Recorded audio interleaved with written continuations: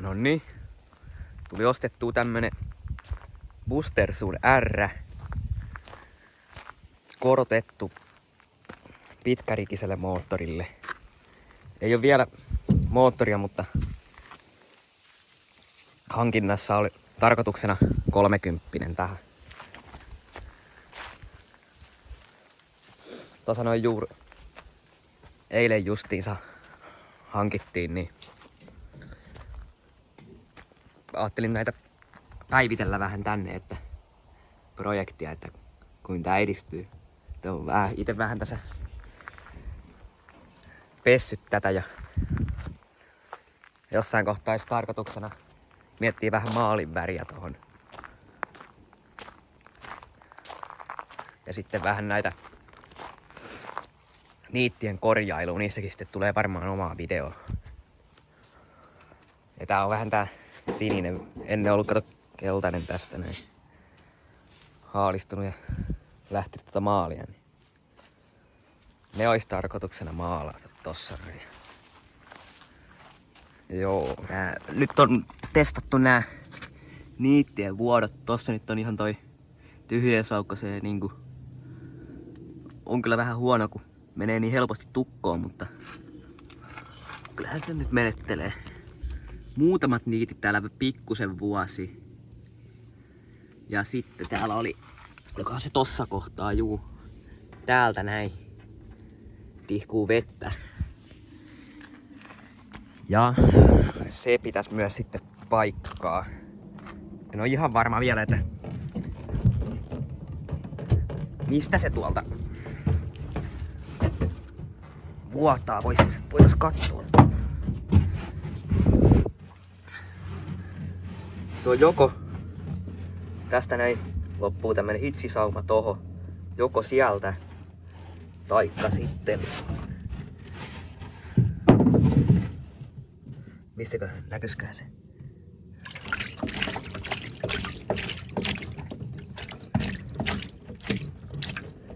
Tosta noin. Siinä on 2 reikää. Mä en tiedä onko ne läpi menevät.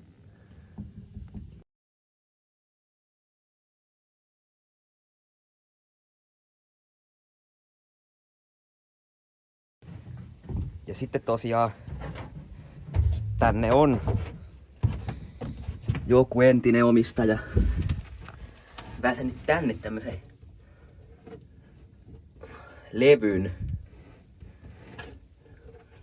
Joo, en tiedä, onko tää sitten osunut pohjaan ja pitänyt jotenkin suoristaa ja heitetty vaan uusi levy. Ja sitten kun täällä on tätä silikoonia, niin mä mietin vähän, että onko se jotakin huonot hitsisaumat vai minkä takia. Ja sitten ajattelin siitäkin varmaan sitten videon kuvata, kun tää levy, täältä näin, ei enää missään parhaassa kunnossa näytä oleva. Tai joo. Joo, ja täältä tosiaan näkee sen pitkärikiseksi korotuksen. Tohon päälle on laitettu niinku pari puunpalaa tungettu tohon. Se on sitten täältä ihan tämmöisillä ihan peruspulteilla kiinni tungettu. No joo, ainakin nyt on vähän esitelty tässä ja otetaan keksiä jotain muuta. Siinä se nyt komeilee. Tuli tämmönenkin kaveri kattelee.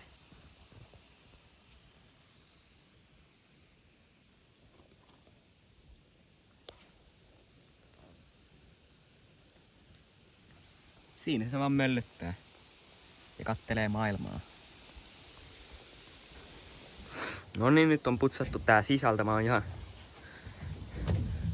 tämmöisellä perus mäntysuovalla laittanut sitä sitten ihan tommosella harjalla ihan kunnolla tuolta harjailu ja sitten ihan veden kanssa koittelin saada.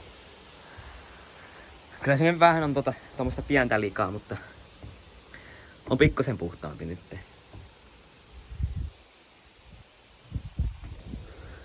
Ja sitten täällä keulassa on muuten tämmönen valo, että tämänkin sitten, mä en tiedä kyllä toimiiko, mutta vois tämänkin pistää kyllä kuntoon. Tai se ostaa vaan suoraan uuden kainoin jotain ihan perusmotonetin niitä työvaloja.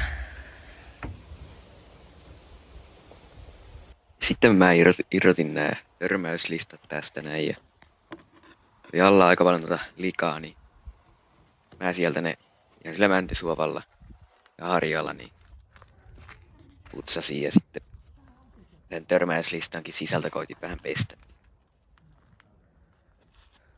Ei tässä oikein enempää kuvailu, mutta kertokaa nyt ihmeessä, jos jotain vinkkejä tässä näin. Mitä ajua, miten tässä tekee. Ihan aluviiniveneisiä uusia tälleen näin. Palaillaan.